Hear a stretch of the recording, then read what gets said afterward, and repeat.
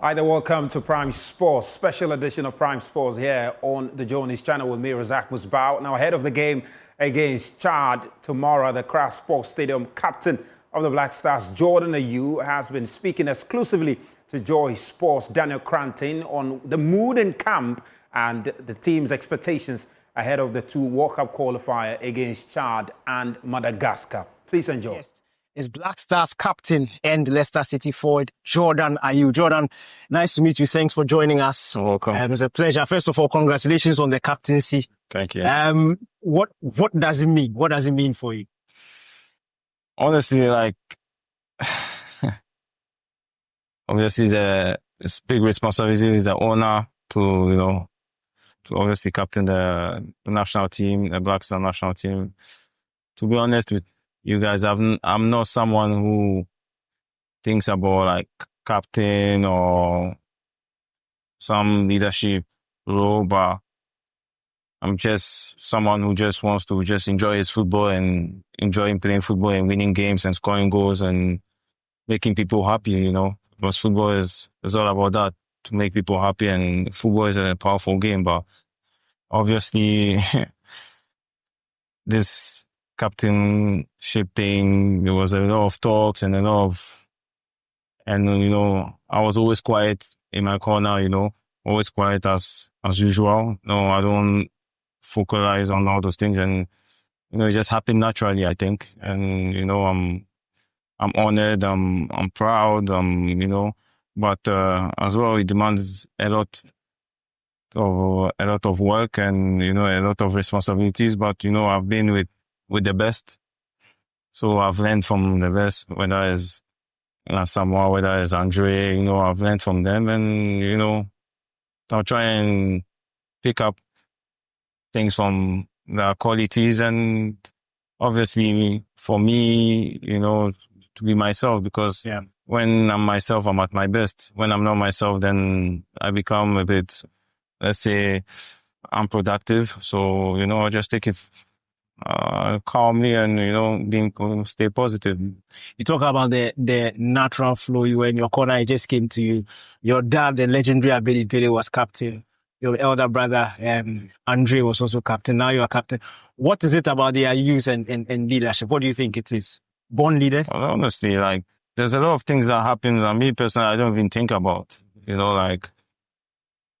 This captainship thing, I'm someone who believes in destiny, and I think it's just something that was written in the stars, maybe, possibly, but, it's something, we're just passionate. We're just a passionate family. We just want to do our best, let the people enjoy our game, and that's it. But at the end of the day, things happen. It's only God knows, and we take it in good faith, and we keep on doing our job. Any advice from Andre that this? Andre, me and Andre are very close. It's my big brother, and obviously, he congratulated me and gave me some advice, and someone as well gave me some advice. So okay, I'm open to everything, and I'm not someone who is ignorant, or I'm someone who's just calm. And since I've been in the national team, since I was 19, I'm still the same today at 33. So keep on taking advices and things, and it have made me grown and to become who I am today. So I'm going to keep on doing that, and that's it. Okay, the past few years have been quite difficult for the Black Stars. Back-to-back AFCON exit at the group stages. Now a failure to qualify for the AFCON. You've been around for a long time. You've witnessed the highs. 2014 World Cup, you were there. 2015 AFCON final, 2017 semi-final. What do you think has changed, and what do you think, per your assessment, what do you think has gone wrong that has caused this sort of stuff? Well,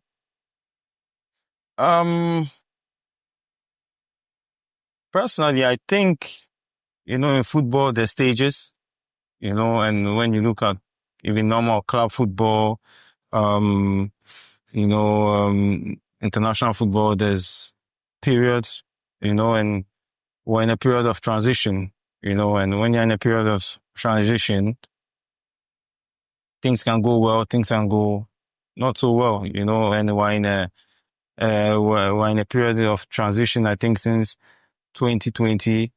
And obviously the manager came in, Otto, and had different ideas. And so it takes time. It takes time and it takes time, of course. A lot of changes, like, in terms of personnel players, a lot of changes, at some point we were like having maybe 10, 11, 12 new players at different stages of the different call-ups. So, it demands time, it demands,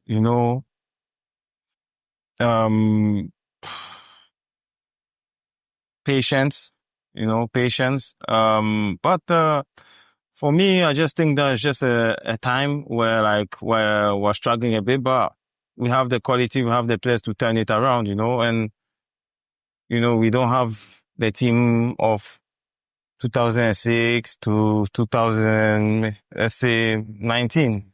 We don't, because even from 2006, 2010, the transition was smooth because you had the under 20s who just came in and he made it, and you had couple, and there was a call, but this transition was a bit radical, let me say. But at the end of the day, it's football, and I feel like the coach and the GFA have plans, on a long term, and they made the decision, and, we all respect it, and, we need to adapt and work towards it. So for me personally, there's no big problem. Of course, we're a country where we want to win every time, but we need to understand that sometimes, there's a period of transition, and when you have a lot of new players, and especially young players, who are not experienced, who don't have much caps, it's not easy because international football and club football is totally different, and, we have a lot of players who are from, like, let me say someone like, I'll use an example, like Inaki, Antoine, Tariq, they're Ghanaians, but they grew up in Europe. So for those type of players, they need time to adapt and to gel, the culture and everything. So there's a lot of things, but they're getting better, they're adapting, they're getting better. And, all those things have to come together. And when it comes together, then we'll just get back to where we were before. Great. The head coach, Otto Ayew, he's received a lot of criticism. Even recently, the newly appointed sports minister even gave his reservations about him. From where you sit, representing the playing body, do you think that criticism is fair? Well, that is, for me, for me personally, my view is that, like I said, we're in a period of transition, so it can be positive or it can be a bit negative. When the results are not there, of course, the manager and the players, you get the backlash or the criticism and all those things. But we're professional football, we're professional players, and you need to have the mentality and the strength to stand up for the challenge. There's pressure. Playing for Ghana, there's huge pressure. If I say there's no pressure, I'm lying. There's huge pressure, massive pressure. But, we're professional footballers, so you need to stand up to the challenge. You need to be ready. And obviously the boys are ready. And, I personally believe that, obviously you don't always have to blame someone. And that is the nature of the game. But we believe in the management team that we have. We believe in, in the JFA and everything. So we buy to everything they want to do. And, we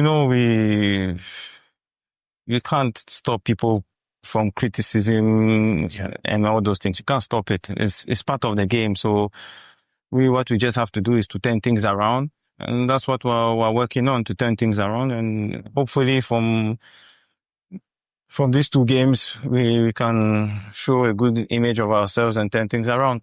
Yeah. Let's talk about the playing body now.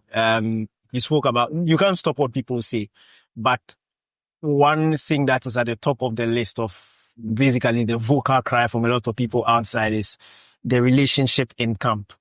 How is it like between the players? There's been a lot of talk about friction. You guys don't get along. How true or not? Obviously, we're not best friends. You can't be best friends. Everyone has his ways. Everyone has his people that is more closer to or more, there's no problem. There's no friction. It's just, we know what we have to do. We are together, for me, we are like brothers, but it doesn't mean that it's like, in a family, you feel you're closer maybe to your sister more than your brother, but it doesn't mean that you don't love them or do you understand? It's similar, So no, we're all good friends. The boys, they listen, they respect, Of course, sometimes in a family, there's one or two misunderstanding, but it's part of life. It's part of the game, Yeah. But it doesn't disrupt the whole setup, And, when for me personally, I haven't seen any problem since I'm here, Yes, it's a different generation, it's a different mindset, it's a new, squad coming out. But when I was here before, when there was the likes of Samoa, Wakasu, Dede and things, yeah, some people could argue, they could argue on the pitch, but when training is finished, you finish press, they're laughing. Yeah. It's just it's just a mentality that was instilled at that time, and now it's a bit different, but there's no problem, Yeah. There's no problem. Like I said, there's young boys. I'm 33. You have boys who are 19, 20. Of course, I'm not good friends with them. It's normal. You understand? But I don't see them as my little brothers and things. I don't care about age. The moment we're together, we're all together. So I speak to them normally, when I have to speak to them. Today, the little Bonsuba came into my room. We had a conversation. He just came by his own self. He came to my room, asked me some advice, and I gave him the advice. I'm free. I'm open to anyone that wants to come and have a conversation with me. And if I feel like I have to speak to someone because maybe someone is going through a difficult spell or he's doing well, I'm the first person to congratulate. So I have no problem in that sense. No, not at all. And another thing that seems to be of a worry when we watch you guys at the club level, Leicester may not be doing well, but you're still part of the top scorers for Leicester. Semenyo is doing brilliantly at Bournemouth. Nyaki is bagging 6 goals for Bilbao. We saw Kudus when he came to the Premier League last season. Even Fatal was brilliant with Leicester this season. Unfortunately, the injury, but before that, he was doing brilliantly. It's like when you come to the national team, then there's like a freeze. You guys are not able to translate that form. You mentioned earlier that club football and national team football. Give us the sense. How difficult is it to transition? It's different because, first of all, you have the weather, you have the pitch, and the chemistry. If you understand. So what I mean by chemistry is, for instance, maybe Chad. I heard they have 10 players from one team in their squad or something like that. They've been playing for 1 year, so they have the natural understanding. But I've never played with Semenyo in club football. I've never played with Inaki, only in the national team. And before a game, you have maybe 2 days or 3 days to train. Yeah. So it will take time. It will take time. That's what I mean. It will take time. And for me, that is the main thing. But it doesn't mean that they're not quality players or they can't perform in Africa. Of course. But it's just that the pitch, the understanding between me and Inaki or me and Semenyo is not quite there. Is it moving like this? I'm not sure. But in the club football, you know that your partner is moving there. You don't need to look. You just hit the ball there. Do you understand the understanding? We'll get better. We'll get better. It will get better because obviously at the beginning, personally, it was a bit kind of difficult because there was a lot of, every time there's new set of players in the squad, so it's difficult. It's not an excuse because you still have to find a way and perform. Because sometimes when I come for holidays, I play with my friends and things. I've never played them the whole year, but we still enjoy ourselves. Do you understand what I mean? Yeah. So we still have to find that thing. But the other thing is that the pressure as well, they need the young players. They need to get used to the pressure. And for me, when I started the national team, it wasn't easy for me. The pressure and all that, it wasn't easy for me. So you need time. But I was lucky because you had Asama who was flying. You had Dede who was flying. You had players who were flying. So, they protected me and they guided me well. And that's why today I am where I am as well, because they protected me and they guided me well. Asamoah, Dede, Sule Muntari, even Michael Essien, I played a little bit with them. When you have those players, they just guide you and all the pressure goes into them. So you don't have pressure. Do you understand what I mean? And they've done for me, I'll always be grateful and respectful to my seniors, and obviously now it's not easy because maybe there's only me and Thomas. Yeah. And the rest are like, kind of young. Okay, Kudus, because Kudus have been in the national team for maybe 5 years now, so it's kind of, so it's, the rest, but honestly, I'm confident and I'm positive. I think it's just a period of transition. So let's say, look at Man City this year. Okay. Yeah. Do you understand what I mean? They've won for maybe 3-4 years and now they're a bit in a difficult period because some players, maybe they don't have the not motivation, but it's kind of the end of an era. So now you need to rebuild. And that's why Man City have paid so much money in January, tries Walker left and, trying to refreshing the thing. And this is what is happening. It's just that the results are not following. But if the results were there, no one will have the same approach, or this conversation. But, it's time. It's a period of transition. You need to be a bit patient and support us and be positive. We know what it can be frustrating at times. We know it. Yeah. We know it can be frustrating because I know how passionate Ghanaians are. But I'm pleading with them, they need to be a bit patient and support the boys because without them, we can't perform, So for me, I just think it's just a matter of time and patience, but we'll come good. Well, Jordan, are you there? The Black Stars will indeed come good. It starts that quest to become good in the game against Chad tomorrow at the Accra Sports Stadium. President John Dramani Mahama has pledged to be in attendance at that game and, raised as low as 10 Ghana cedis. Game starts at 7 p.m.